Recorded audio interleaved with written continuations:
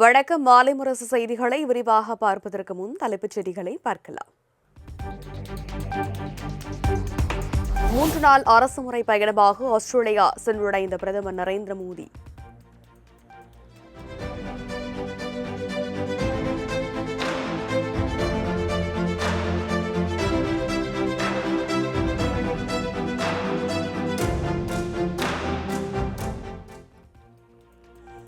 Melbourne விமான நிலையத்தில் அந்நாட்டு அரசு மற்றும் இந்திய வம்சாவளியினர் சார்பில் உற்சாக வரவேற்பு.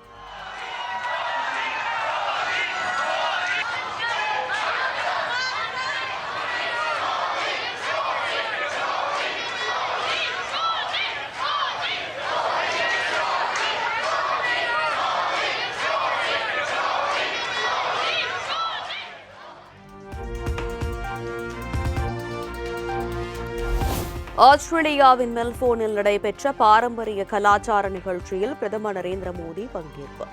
இசைக்கலைஞர்கள் மீட்டிய இசையை ரசித்த மோடி கைகுலுக்கி பாராட்டு.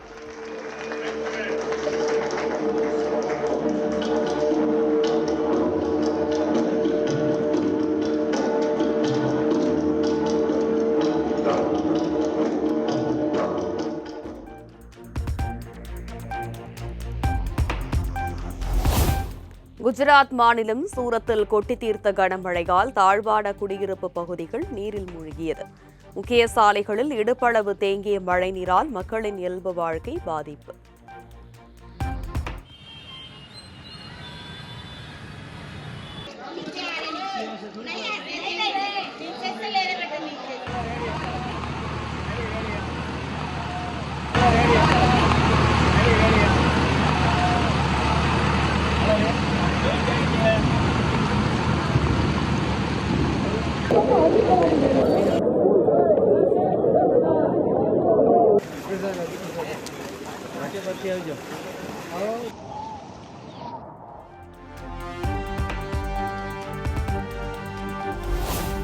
தொடர் கனமழை காரணமாக சூரத்தில் உள்ள வணிக வளாகத்தின் உள்ளே தேங்கிய மழைநீர் 200 கோடி ரூபாய்க்கு நஷ்டம் ஏற்பட்டுள்ளதாக வர்த்தகர்கள் வேதனை.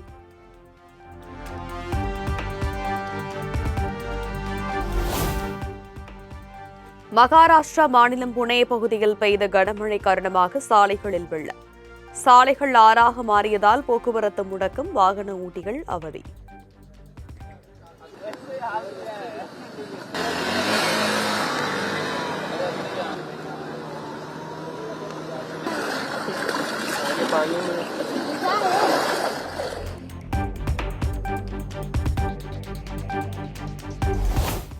ராஜஸ்தான் மாநிலத்தின் பல்வேறு பகுதிகளில் இடி மின்னலுடன் கொட்டி தீர்த்த கனமழை. தாழ்வான பகுதிகளில் மழைநீர் தேங்கியதால் வாகன ஓட்டிகள், பொதுமக்கள் கடும் அவதி.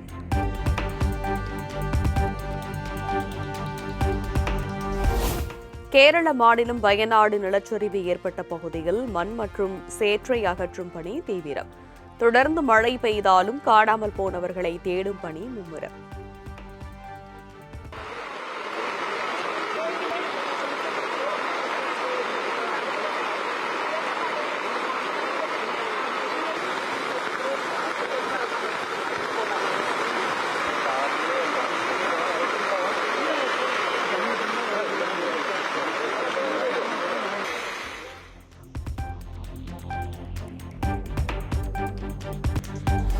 எத்தனால் கலப்பு பெட்ரோலால் பாதிக்கப்பட்ட ஒரு வாகனத்தை காட்ட முடியுமா? வாகனங்கள் பழுதாகி வருவதாக குற்றச்சாட்டு வலுக்கும் நிலையில் மத்திய அமைச்சர் நிதின் கட்கரி சவால்.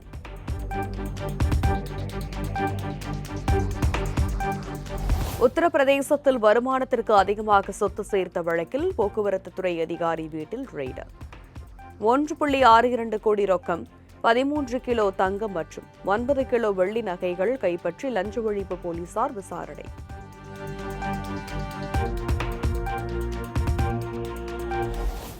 நாளை கரூர் செல்கிறார் முதலமைச்சர் ஜோசப் விஜய். மக்கள் சந்திப்பு நிகழ்ச்சி நடைபெறவுள்ள மைதானத்தில் தற்காலிக கூடாரம் அமைக்கும் பணிகள் தீவிரம்.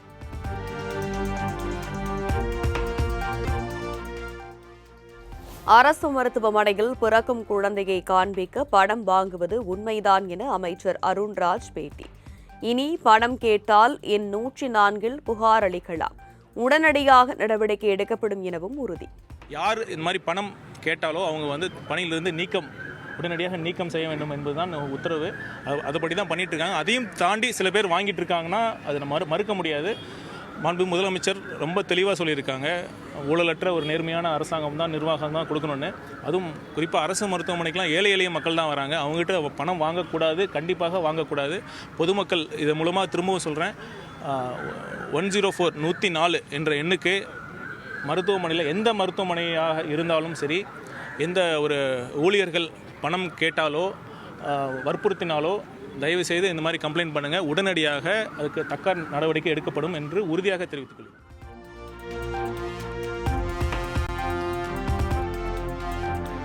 சமூக நீதித்துறை மற்றும் பிற்படுத்தப்பட்டோர் நலத்துறை அமைச்சர்கள் அதிகாரிகளுடன் முதலமைச்சர் விஜய் ஆலோசனை. பட்ஜெட்டில் இடம்பெற வேண்டிய முக்கிய அம்சங்கள் குறித்து விவாதம். முதலமைச்சர் விஜய் தலைமையிலான சமூக நீதித்துறை ஆலோசனை கூட்டத்தில் பேசப்பட்டது என்ன? சமூக நீதித்துறை அமைச்சர் வன்னியரசு விளக்கம்.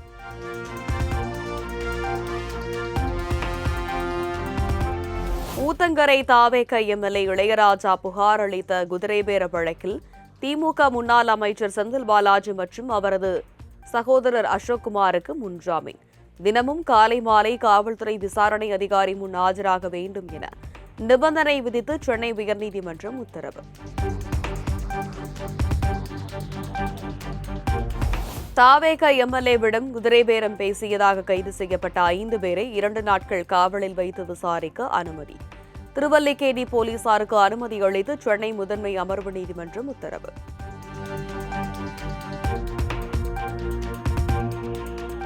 தாவேக ஆட்சியில் இடம்பெற்றிருந்தாலும் ஸ்டாலினுடன் கருத்து பரிமாற்றம் தொடர்வதாக திருமாவளவன் கூறியிருப்பது நோபல் பரிசு கொடுக்க வேண்டிய கருத்து.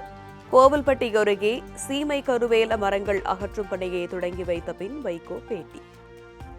தாவேக அமைச்சரவையில் நாங்கள் வீசிக்க இடம் பெற்றிருந்தாலும் ஸ்டாலினுடன் கருத்து பங்கேற்பு நாங்கள் தொடர்ந்து இருந்து கொண்டிருந்து தொழிற்துறை மாநில கருத்தை பதிவு செஞ்சிருக்கோம். இதை பற்றி உங்க நிலைப்பாடு? நோபல் பரிசு கொடுக்கப்பட வேண்டிய கருத்து. அமைச்சர்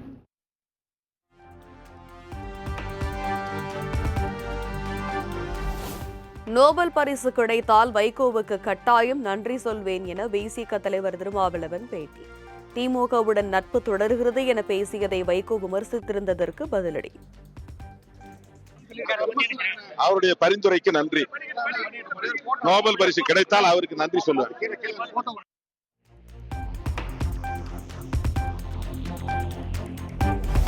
பாஜகவுக்கு எதிரான அணியில் திமுகவும் வேண்டும், தாவேகவும் வேண்டும் என விசிக தலைவர் திருமாவளவன் பேட்டி. என்னுடைய பார்வை முழுவதும் தேசிய அளவிலானது என்றும் விளக்கம். பிஜேபிக்கு எதிரான ஒரு அணியை கட்டணும். அந்த அணியில திமுகவும் இருக்கணும், தாவேகவும் இருக்கணும். அதுதான் என்னுடைய பார்வை. இதை தமிழ்நாட்டு அரசியல்வாதிகளால புரிஞ்சிக்க முடியாது, ஊடகவியலாளர்களால் புரிஞ்சிக்க முடியாது. இவர் என்ன குழப்பறாரும்பாங்க. இந்த இடத்துல தாவேகாவுக்கும் திமுகவுக்கும் எதிரும் புதிருமான நிலை இருந்தாலும் கூட தேசிய அளவில் பாரதிய ஜனதாவை எதிர்ப்பதற்கு, மதவாத அரசியலை எதிர்ப்பதற்கு, அவர்களின் சதிய அரசியலை முறியடிப்பதற்கு உள்ளபடியே கொள்கை எதிரி என்று சொல்லக்கூடிய தாவேகவும் அதில் இருக்கணும். பிஜேபியை தொடர்ந்து எதிர்ப்போங்கிற திமுகவும் அதில் இருக்கணும்.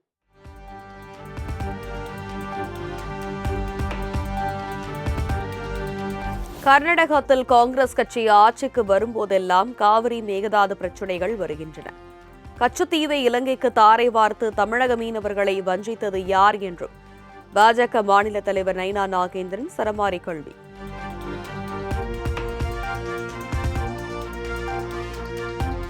மாநில அரசின் அனுமதியின்றி யுஜிசியிடம் விண்ணப்பித்து அனுமதி பெற்றதாக கூறப்படும் தனியார் மருத்துவக் கல்லூரிகள் மீது சட்ட ரீதியான நடவடிக்கை. இடஒதுக்கீடு மற்றும் கல்வி கட்டணம் கூடும் என்பதால் மத்திய அரசிடம் பேசி நடவடிக்கை எடுக்கப்படும் எனவும் அமைச்சர் அருண்ராஜ் உறுதி. பிரைவேட் யூனிவர்சிட்டி அப்படின்னு தமிழ்நாடு பிரைவேட் யூனிவர்சிட்டிங்கிற ஸ்கீமில் வரதுனால இவங்க நம்மளோட தமிழ்நாடு மெடிக்கல் எம்ஜிஆர் யூனிவர்சிட்டியோட என்ஓசி கூட அவங்க அப்ளை பண்ணல. அவங்களோட என்ஓசியே இல்லாமல் நேரடியாக அவங்க யூஜிசிட்ட அப்ளை பண்ணி அது வாங்கியிருக்காங்க, கொடுத்துருக்காங்க. ஆனால் சப்ஜெக்ட் டு அப்பீல், நாங்கள் அதுக்கு எதிர்த்து அப்பீல் ஃபைல் பண்ணியிருக்கோம். Subject to appeal filed by government of Tamil Nadu. அவங்களுக்கும் இந்த நிகர்நிலை பல்கலைக்கழகத்துக்கான அந்தஸ்து கொடுத்துருக்காங்க.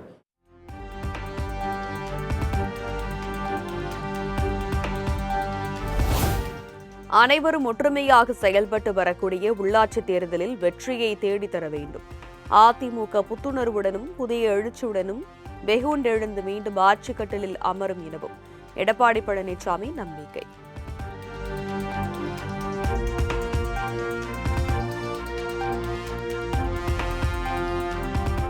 தனியார் மருத்துவக் கல்லூரிகள் நிகர்நிலை பல்கலைகளாக மாறுவதால் மாநில அரசுக்கு ஏற்படும் இடஒதுக்கீட்டு இழப்பை சரி செய்ய வேண்டும்.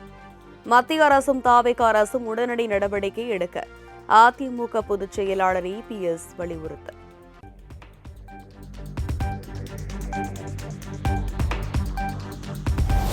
கரூர் கூட்ட நெரிசலில் இறந்தவர்களின் குடும்பத்தினருக்கு அரசு வேலை தரும் முடிவை கைவிட வேண்டும் என சீமான் வலியுறுத்தல். இடைத்தேர்தலை மனதில் வைத்து அரசு வேலை வழங்குவதா என்றும் காட்டமாக கேள்வி.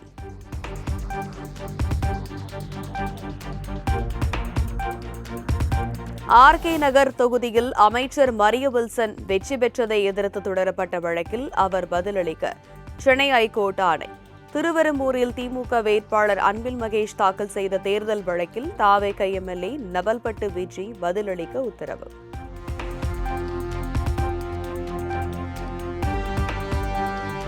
தமிழ்நாடு மற்றும் புதுச்சேரி காங்கிரஸ் கமிட்டிக்கு புதிய மேலிட பொறுப்பாளராக காஷ்மீர் மாநிலத்தைச் சேர்ந்த குலாம் அகமது மீர் நியமனம். தமிழக காங்கிரஸ் கட்சியின் மேலிட பொறுப்பாளராக இருந்த கிறிஸ் ஜோடங்கர் கோவா மாநில தலைவராக நியமனம்.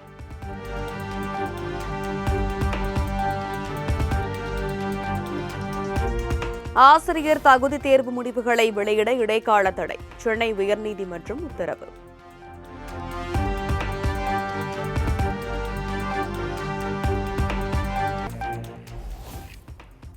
கடந்த 7 நாட்களில் 24,025 சரித்திர பதிவேடு ரவுடிகள் வீட்டில் சோதனை செய்யப்பட்டதாக காவல்துறை தகவல். குற்ற செயல்களில் ஈடுபட்ட 949 குற்றவாளிகள் கைது செய்யப்பட்டு நீதிமன்ற காவலில் அடைக்கப்பட்டுள்ளதாகவும் அறிவிப்பு.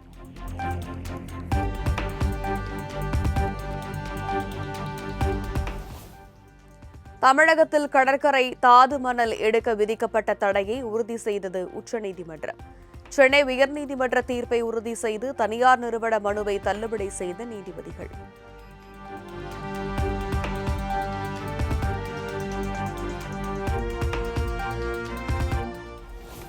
இன்று மற்றும் 13, 15 ஆகிய தேதிகளில் சென்னை கடற்கரை முதல் செங்கல்பட்டு வரை இரு மார்க்கங்களிலும் இயக்கப்படும் 8 புறநகர் ரயில்கள் ரத்து. பராமரிப்பு பணிகள் காரணமாக பிற்பகல் 1:40 மணி முதல் மாலை 5:40 மணி வரை புறநகர் ரயில்கள் ரத்து செய்யப்படுவதாக அறிவிப்பு.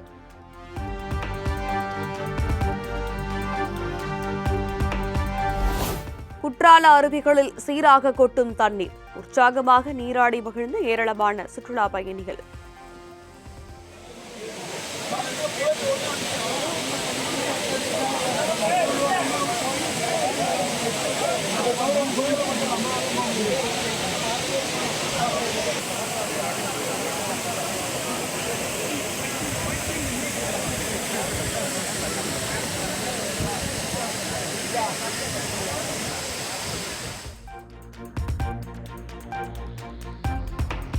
திருவண்ணாமலை அண்ணாமலையார் கோவிலில் ஆனி பிரம்மோற்சவ விழா கோலாகலம். மாட வீதிகளில் உலா வந்த அண்ணாமலையார், உண்ணாமலை அம்மனை தரிசித்த ஏராளமான பக்தர்கள்.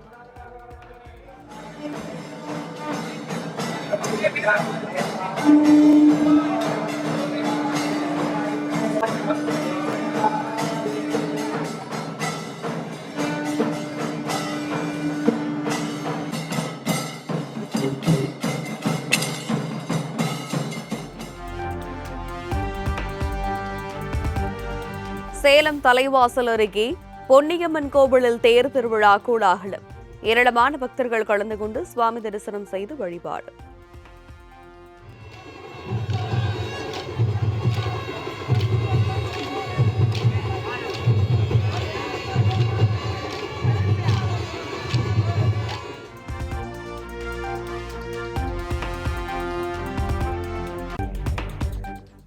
நீட்டை தொடர்ந்து கடந்த வாரம் நடந்த நெட் தேர்விலும் முறைகேடு நடந்துள்ளதாக மக்களவை எதிர்க்கட்சித் தலைவர் ராகுல் காந்தி குற்றச்சாட்டு.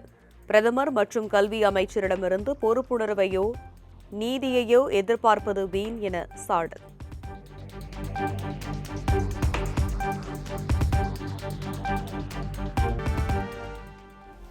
டெல்லியில் ஆப்கானிஸ்தான் நாட்டின் வேளாண் அமைச்சரும் மத்திய வேளாண் அமைச்சர் சிவராஜ் சிங் சௌகான் சந்தித்து ஆலோசனை. இருதரப்பு உறவுகள் மற்றும் வேளாண் வர்த்தகத்தை மேம்படுத்துதல் குறித்து பேச்சுவார்த்தை.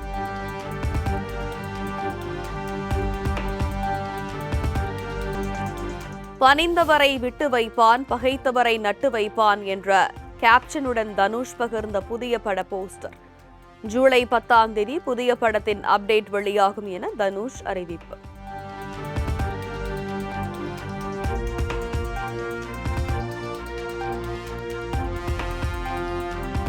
நான்காவது T20 போட்டியில் இந்தியா இங்கிலாந்து அணிகள் இன்று மோதல். ஸ்ரேயாஸ் ஐயர் தலைமையிலான இந்திய அணிக்கு முதல் வெற்றி கிடைக்குமா என ரசிகர்கள் பெரும் எதிர்பார்ப்பு.